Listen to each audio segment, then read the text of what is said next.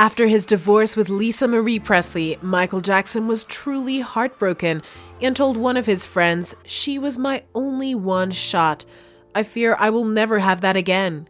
Even though he quickly remarried Debbie Rowe in order to have children, staff at his Neverland Ranch observed that he had no pictures displayed of his new wife, but rather a picture of Lisa Marie as a kid stood on his nightstand, dating back to the time when they first met in 1974.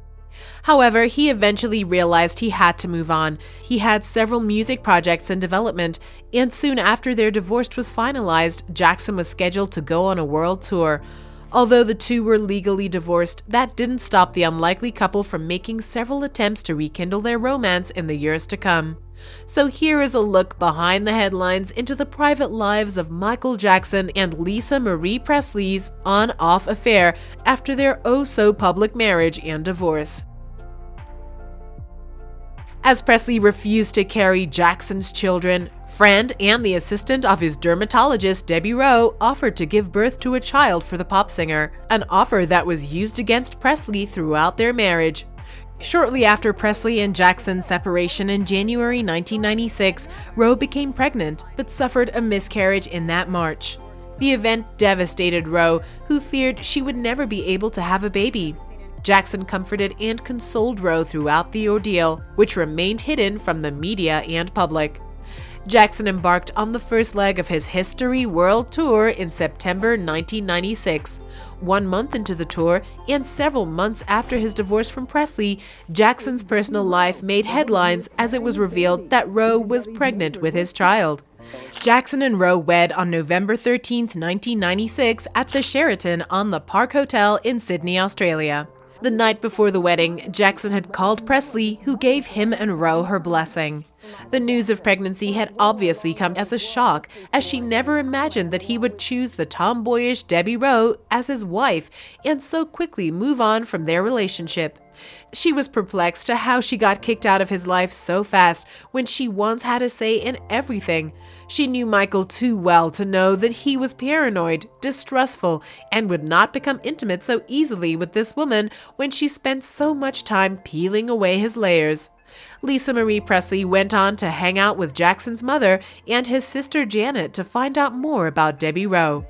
When Michael found out about this friendship, he called Janet to find out if Lisa Marie was angry. However, Janet said Presley held no grudge against him and would actually like to meet him.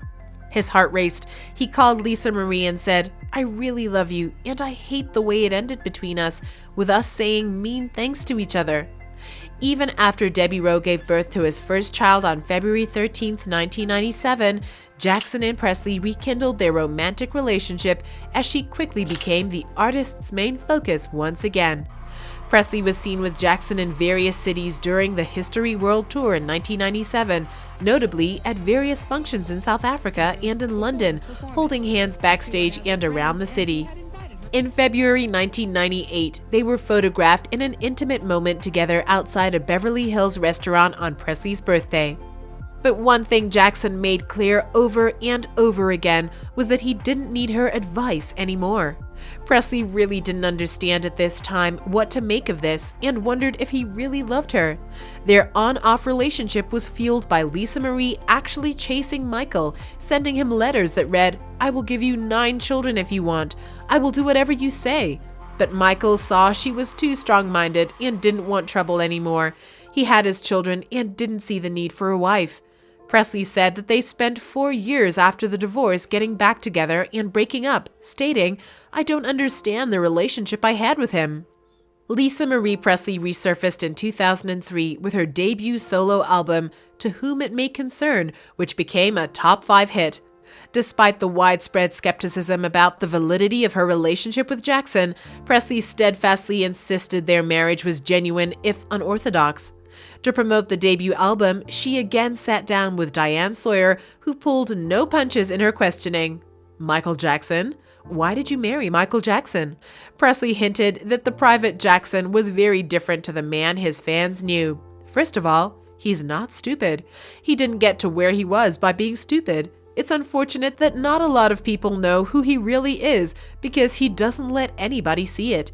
If he wants to lock into you, and he wants to intrigue you and capture you, and whatever he wants to do with you, he can do it. I fell in love with him. I did. Everything I said was the truth. According to Presley, the last coherently good conversation she had with Jackson was in 2005. She replied that she was indifferent when he asked if she still loved him. At the end of the conversation, he reportedly told her he felt that someone was going to try to kill him to get a hold of his catalog and his estate, and even named some names that she has yet to disclose.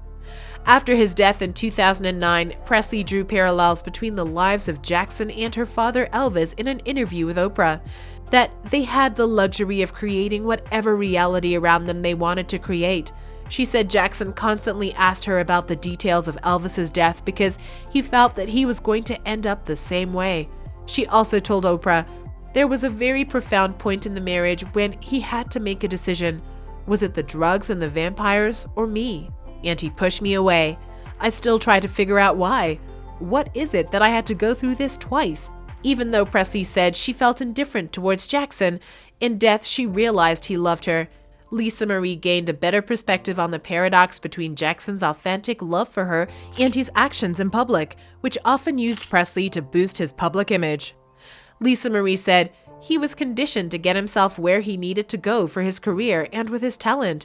He became very good at puppeteering and manipulating to some degree." Presley continued, "I was always confused by that manipulation, thinking that manipulation meant he didn't love me. I understand it better now.